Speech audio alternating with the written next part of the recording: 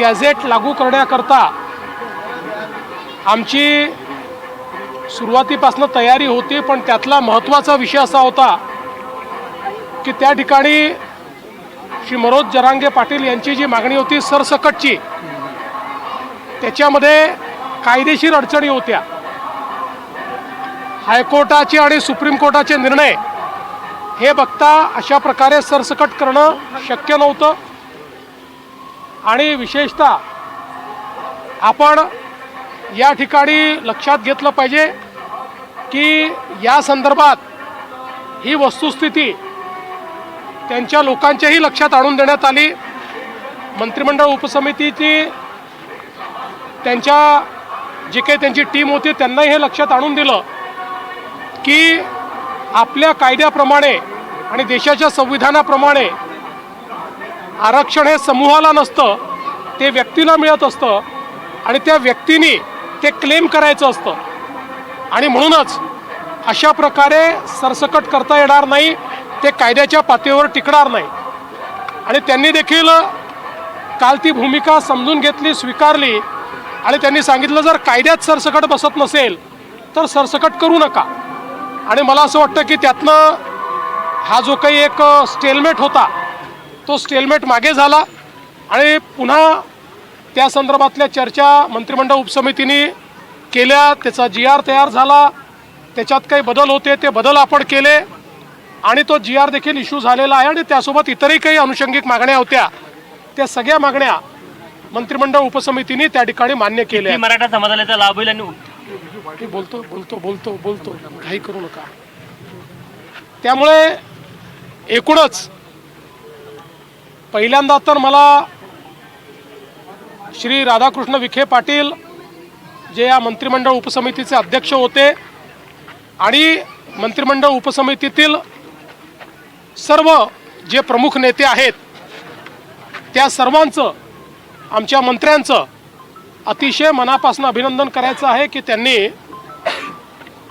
सातत्याने बसून एकेका गोष्टीचा अभ्यास करून मोठ्या प्रमाणात चर्चा करून त्या ठिकाणी हा मार्ग काढलेला आहे. आणि आता हा मार्ग निघाल्यामुळे मुळातच जे मराठवाड्यात राहणारे आमचे मराठा समाजाचे लोक आहेत यांचा कधी काळी त्यांच्या रक्तनात्यातल्या कोणाचाही कुणबी म्हणून उल्लेख झाला असेल तर त्यांना आपल्याला नियमाने ते सर्टिफिकेट देता येतं. आणि हैदराबाद गॅझेटियरमुळे अशा प्रकारची नोंदी शोधणं हे सोपं होणार आहे आणि त्यातनं फॅमिली ट्री एस्टॅब्लिश करून अशा प्रकारचं आरक्षण देता येणार आहे. म्हणजे एकीकडे ज्यांना अशा प्रकारचा पुरावा मिळेल त्या सगळ्यांना ते आरक्षण मिळेल. आणि जी OBC समाजात भीती होती की सरसकट सगळे अशा प्रकारचं आरक्षण घेतील आणि ज्यांच्याकडे पुरावा नाही तेही आरक्षण घेतील आणि इतरही समाजाचे त्याच्यामध्ये घुसण्याचा प्रयत्न करतील, तर तशा प्रकारे आता या ठिकाणी होणार नाही. ज्यांचा खरा क्लेम आहे पण कागदपत्रांच्या अभावी त्यांना तो क्लेम मिळत नव्हता, अशा मराठा समाजाच्या लोकांना आता याचा फायदा मिळणार आहे. त्यामुळे मला असं वाटतं की एक मराठा समाजाकरता अतिशय चांगला निर्णय आणि विशेषतः हा सगळा प्रश्न सर्वाधिक मराठवाड्यामध्ये होता, कारण मराठवाड्यात रेकॉर्ड्स नाही आहेत आणि म्हणून मराठवाड्याकरता हा प्रश्न अत्यंत महत्त्वाचा होता आणि मराठवाड्यातनं इतरही भागांमध्ये राहायला गेलेले जे लोक आहेत त्यांच्याकरता महत्त्वाचा होता. मला असं वाटतं की त्याच्यावर एक संवैधानिक तोडगा आम्ही काढू शकलो आहोत, एक असा तोडगा काढू शकलो आहोत की जो कोर्टातही टिकेल आणि त्यातनं लोकांना फायदा होईल. आणि म्हणून मला असं वाटतं की मी स्वतःही मंत्रिमंडळ उपसमितीच्या कामावर समाधानी आहे. त्यांनी उत्तम काम या ठिकाणी केलेलं आहे, मी त्यांचं अभिनंदन करतो. आणि या सगळ्याच्या दरम्यान थोडा मुंबईकरांना त्रास सहन करावा लागला. खरं म्हणजे त्या संदर्भात मुंबईकरांची दिलगिरी देखील मी व्यक्त करतो की जो काही त्रास त्यांना सहन करावा लागला आहे. पण मला असं वाटतं की शेवटी एक चांगला निर्णय या ठिकाणी आपण घेतला आहे. दिवस त्या ठिकाणी तुम्ही होतात, लक्ष ठेवून GR वेळेवरती आले आणि पूर्णपणे व्यवस्थित सगळं झालं आणि तुमच्या नावानं पुन्हा एकदा तुमच्या नावानं हे झालं की मराठा समाजाला तुम्हीच न्याय देण्याचा प्रयत्न केला आणि सोशल मीडियावर सुद्धा तुमच्या नावानं हे येत आहेत की तुमच्याच हस्ते हे झालं. अभिनंदन केलं. बघा, मी एक गोष्ट सांगतो की सातत्याने राजकारणामध्ये टीकाही सहन करावी लागते आणि लोक तुमचं स्वागत देखील करतात. जेव्हा टीका झाली त्याही वेळेस मी विचलित झालो नाही, कारण माझ्यासमोर एकच ध्येय होतं की समाजाला न्याय द्यायचा आहे आणि तो न्याय देताना दोन समाज एकमेकासमोर येणार नाहीत, दोन समाजामध्ये तेढ निर्माण होणार नाही, दोन समाजामध्ये याला दिलं म्हणून त्याच्यात अन्यायाची भावना तयार होणार नाही.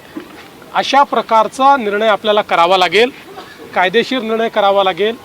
आणि म्हणून या संदर्भात जे जे काही कायदेशीर आहे त्याचा सगळा अभ्यास करून आम्ही हा निर्णय घेतलेला आहे. याचं श्रेय हे आमच्या मंत्रिमंडळ उपसमितीला आपण दिलं पाहिजे की ज्यांनी खूप चांगलं काम याच्यामध्ये केलेलं आहे, ज्यांनी खूप मेहनत याच्यामध्ये केलेली आहे आणि पुढेही ही समिती सातत्याने समाजाकरता काम करेल. मी एक गोष्ट आपल्याला निश्चितपणे सांगतो, मला दोष दिले, शिव्या दिल्या, तरीही मी समाजाकरता काम कालही करत होतो, आजही करतो, उद्याही करत राहील. मराठा समाज असो, OBC समाज असो की महाराष्ट्रातला कुठलाही समाज असो, प्रत्येक समाजाकरता काम करणं हे माझं मी कर्तव्य समजतो. त्या कर्तव्यात कधी शिव्या मिळतात, कधी तुम्हाला फुलांचे हार देखील मिळतात.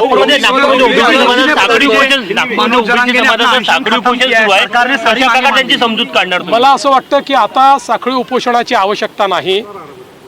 जो काही OBC समाजामध्ये एक समज तयार झाला होता की त्यांचं आरक्षण काढून दुसऱ्या कोणाला तरी देण्याचा प्रयत्न होणार आहे, असं कुठेही झालेलं नाही. त्यामुळे मला असं वाटतं की आता OBC समाजाने देखील या संदर्भात आता सगळी आंदोलनं ही परत घेतली पाहिजेत.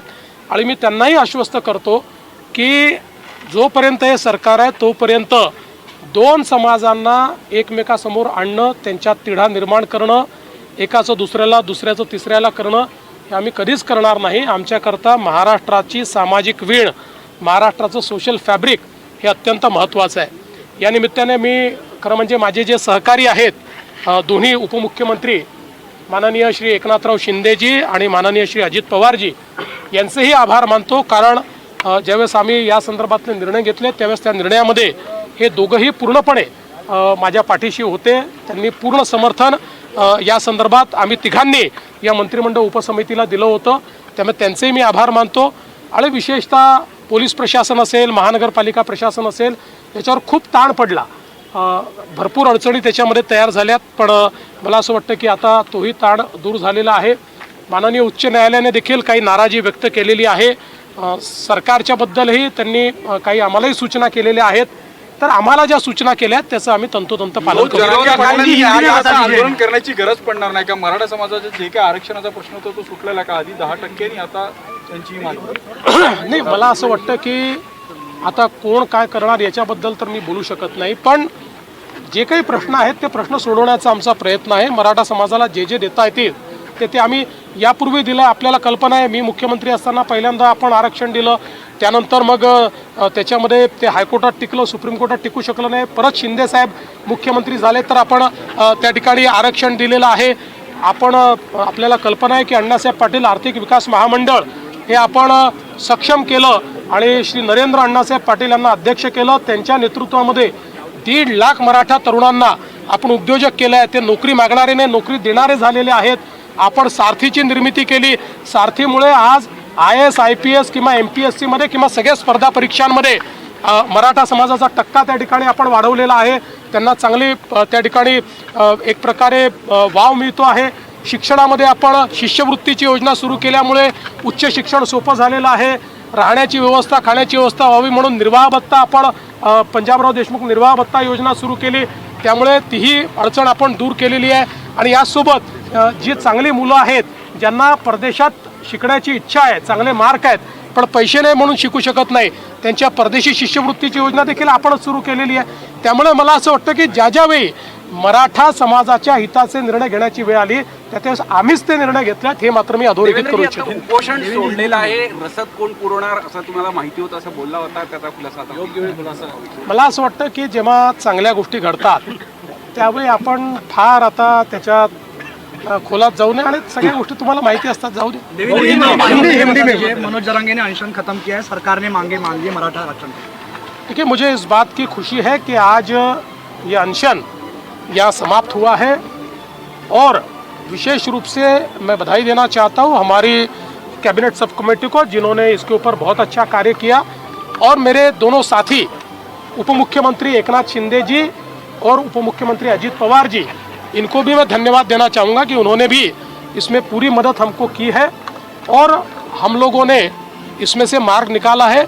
जो उनकी सबसे अहम मांग थी कि हैदराबाद गैजेटियर को लागू करना चाहिए, उस मामले में हमारा कोई दूसरा मत नहीं था, लेकिन उस मांग के साथ उनका जो कहना था कि इसको एक साथ सभी को आप लागू कर दीजिए, तो हमने उनको ये समझाने की कोशिश की कि आरक्षण जो होता है वो समूह को नहीं, वो व्यक्ति को होता है, व्यक्ति को आरक्षण मांगना पड़ता है, इसलिए इस प्रकार का निर्णय नहीं हो सकता, उसके लिए कोई ना कोई सबूत देना पड़ता है। सबूत के तौर पर ये हैदराबाद गैजेटियर काम में आएगा, क्योंकि हैदराबाद गैजेटियर में जब उनके दादा परदादा का नाम ये कुणबी जाति में अगर रहेगा तो उसका फ़ायदा उनको मिलेगा और नियम के अनुसार उनको उसका सर्टिफिकेट मिलेगा, उनको आरक्षण मिल पाएगा।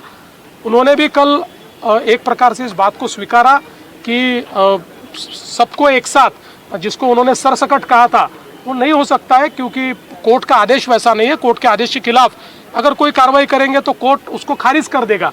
उन्होंने भी वो स्वीकारा, तो हमारे लिए फिर मार्ग आसान हुआ और हमने हैदराबाद गैजेटियर को लागू करने का निर्णय वहाँ पर लिया है, जिसमें पुराने रिकॉर्ड्स ये सारे मिलेंगे और उन रिकॉर्ड्स में जिनके खून के रिश्ते में अगर इस प्रकार से जाति का उल्लेख मिलेगा तो उनको उसका फ़ायदा मिलेगा, जिसके कारण मराठा समाज को मुझे ऐसा लगता है कि बहुत फ़ायदा इसके कारण मिलने वाला है। और विशेष रूप से मराठवाड़ा में जो मराठा समाज है उसके लिए जो एक तकलीफ थी कि मराठवाड़ा ये चूँकि निज़ाम के राज में था, वो अंग्रेज़ों के राज में नहीं था, इसलिए वहाँ पर एविडेंस का एक बड़ा प्रॉब्लम था, साक्ष्य मिलते नहीं थे, तो इसके कारण वो साक्ष्य मिलेंगे। सर, आपको भी व्यक्तिगत तौर पर बहुत टारगेट करने की कोशिश इस पूरे आंदोलन में हुई थी?